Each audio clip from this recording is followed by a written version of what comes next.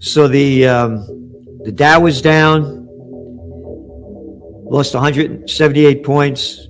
S&P fell 1.11%, 1.11%, excuse me. And the NASDAQ was down almost 2%. So because of the high yields now on the treasuries, they say that's why Bitcoin's backing down. Bitcoin's at 97,000 a coin. It was up to about 102,000, but it's still strong, and we don't see that as a reason. We still forecast it's going. But even think about this, even with the high yields, hey, gold prices went up $12 today, 2,000. I always get them wrong, the numbers. I'm good at numbers here. $2,648 an ounce. $2,648. Again, gold's up some 27% since we made that forecast last year. And oil, Brent crude's going up. I guess the global warming trend reversed itself. And now it's cold in a lot of places on the planet. So demand is going up. Demand's going up there in China. And also now with the sanctions they're putting on Russia and more on Iran, there's a fear that there's going to be a slowdown in oil disruptions. That's driving prices up. And as we're warning, if Trump keeps saying what he's saying over here and ramps up the Israel war, particularly against Iran, you're going to see oil prices go to around $120, $130 a barrel for Brent crude. And that will crash the global economy and the global equity markets. And speaking about the equity markets and where they're going, you're going to want to read the article in your Trends Journal by Gregory Mannarino.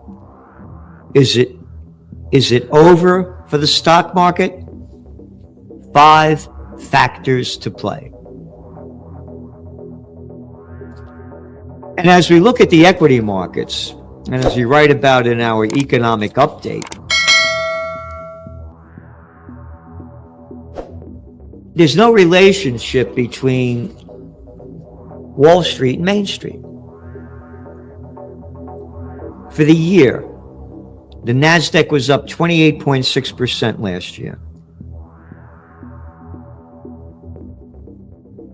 The S&P 500, 88% of which is owned by BlackRock, Vanguard, and State Street, in this place we're supposed to have called a democracy, went up 23% last year, and the Dow was up 13%. So there's no relationship between Wall Street and Main Street, because according to the December 23rd release by the Conference Board, consumer confidence was not sustained in December as the index dropped back to the middle of the range that has prevailed over the past 2 years. So Trump won because, as the saying goes, it's the economy, stupid. Some 40% of Americans who went to the poll, the people who voted, economy was number one. That was the top issue. So the people are getting hurt, but the markets are doing fine. You see what's going on here? The article by Gregory Mannarino sums up a lot of important information. So that's some of what you're getting in your Trends Journal. And again, no alcohol. No alcohol. Just eat shitty food. Hey, fuckface. Murty boy. Murty, dirty Murty. How can anybody be so ballless and gutless to swallow the shit coming out of this guy dressed up in his drag costume over here? How about all the microplastics? How about that, huh? How about all the GMOs? How about all the forever chemicals that they keep killing us with? Dump it into everything around us, what we eat, what we wear, what we drink. Now, but you can't drink alcohol. And again, the hypocrisy of this. These fuckfaces close down everything, Leave liquor stores open because we're politicians and we tax the hell out of liquor. We make as much money as we can, just like we did with marijuana. Yeah, tax the hell out of it. Make it illegal, but tax the hell out of it and make it legal. A bunch of shitheads. And you got to be a shithead to swallow their shit. Don't forget to vote. Don't forget to vote. And again, consumer confidence was down in December. Delinquent credit card accounts are on the rise. Home sales, where they're going. This is very important. And again, going back to the Trump deal, this is part of we don't know what he's going to do. He says one thing, does another thing, does a thing, and says another thing. He goes back and forth on issues. So right now, to call where the economy is going, one of the reasons why yields are going up, they're saying that the Fed's not going to lower interest rates. We're betting the opposite. We're saying Trump will do everything he can to keep his billionaire buddies and himself keep making all the dough that they can. And that means keeping the equity markets and the economy strong. And that means lower interest rates. And lower interest rates mean higher gold prices. So we remain very bullish on gold and very, very bullish on Bitcoin. And what we're saying is it's going into dragflation. The numbers came out today from India. Yeah, it was like the worst economic growth forecast like in 2 years. And this is the 5th largest economy.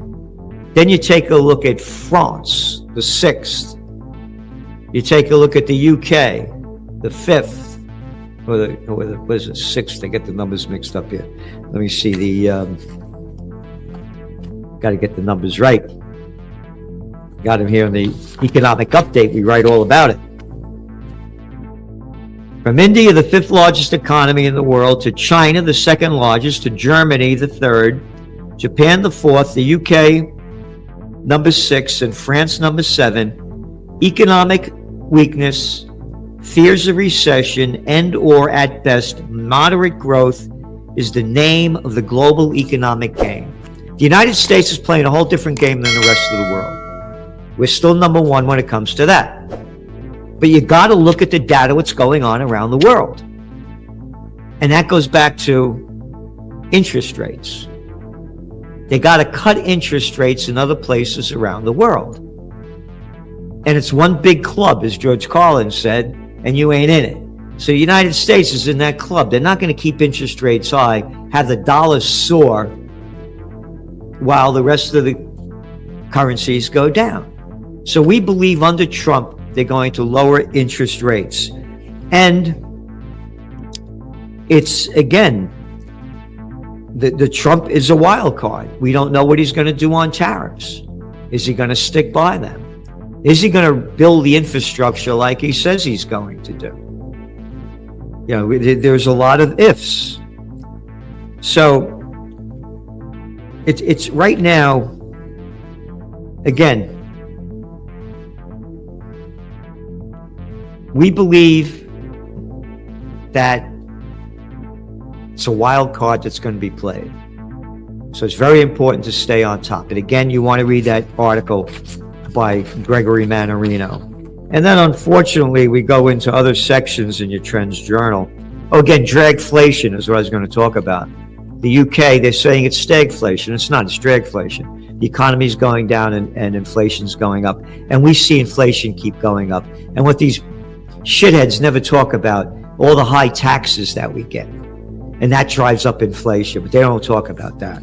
Like paying them school taxes. They never have any kids. The more kids you have, the more you should pay. Why do I got to pay for your kids? It's your decision. Great. Have as many as you want, but I don't want to pay for them. Here I am, at my age, still paying school taxes.